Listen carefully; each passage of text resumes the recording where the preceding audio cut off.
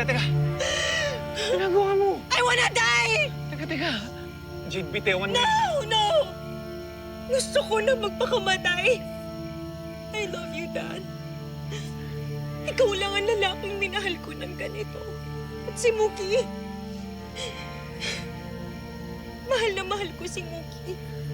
Hindi lang bilang isang pamangkin, pero parang anak ko na rin.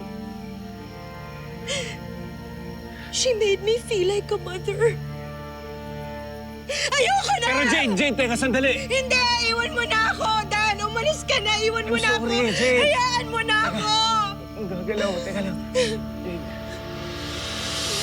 Alisin ko to, ha? Sorry na, sorry.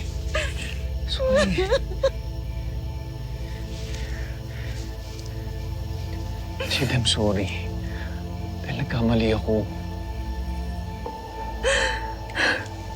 Jade, ituloy na natin yung kasal. Di ba ito yung gusto mo? No. Sinasabi mo lang yan kasi ayaw mong saktan ko yung sarili ko. Pero yung totoo, si Emma pa rin yung mahal mo.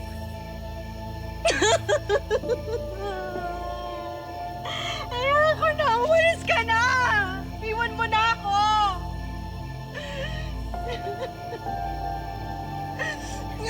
Jade, makinig ka. Hindi nakarapat-dapat sa pagmamahal ko si Emma. Maniwala ka sa akin, Jade.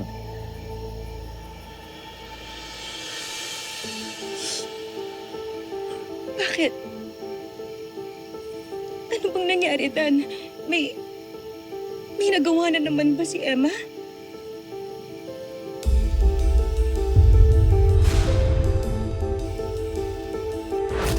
Basta ayoko nang pag-usapan yung babae niya. Dahil masamasang babae. Para sa akin, Jade, patay na siya. Kaya tama na, huwag ka nang umiyak. Tutuloy natin yung kasal. Ha? Talaga? I love you, Dan. Mahal na mahal kita. Mookie, come. Join us. Halika dito. Halika dito, Mookie, anak.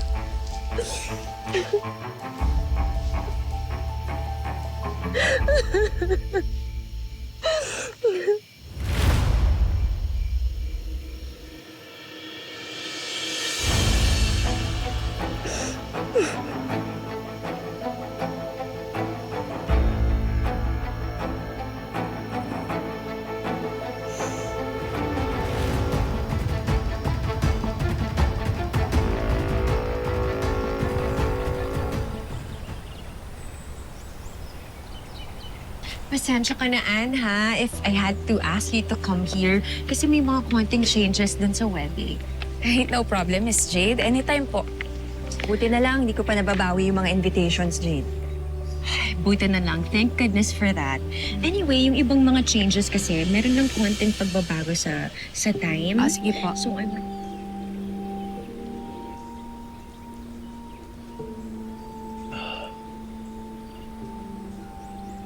O, Tay. Maaga naman yan. Nagiinom ka kagad. Nak, pangatlo ko pa lang to. Pero, last na to. Last sa ngayon. Tay, ito ba yung dapat mong gawin? Itutuloy mo ba talaga yung kasal? O baka naman napipilitan ka lang kasi pinagbantaan ka ni Tita Jade na papatayin niya yung sarili niya. O baka naman kasi galit ka kay nanay. Alam mo, Mookie, bago pa natin mahuli ang nanay mo sa mga kababuhay na ginawa ni Emma at Logan, talagang desidido na ako magpakasal kay Jane. Nilinlang lang ako ni Emma nung magkasama kami sa gubat. Kaya nagbago yung desisyon mo. Nakita mo naman, di ba? Kung paano niya ako sinaktan. Tay, galit din naman ako kay nanay eh. Pero sana pag-isipan mo ng mabuti ang desisyon mo. Ba't parang sa tono ng pananalita mo, ayaw mong matuloy yung kasal namin ni Jane? Ayon ba sa Mami Jade mo? Hindi naman sa ganun, Tay. Pero kasi, napapansin ko lately sobrang dami niyang red flags eh. Nasisigawan niya ako, pero dati hindi niya naman nagagawa yun. Para na siyang si Mami Olive. Tapos, Tay, alam mo ba?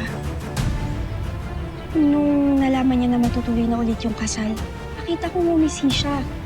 Tapos umiiyak siya, wala namang luha.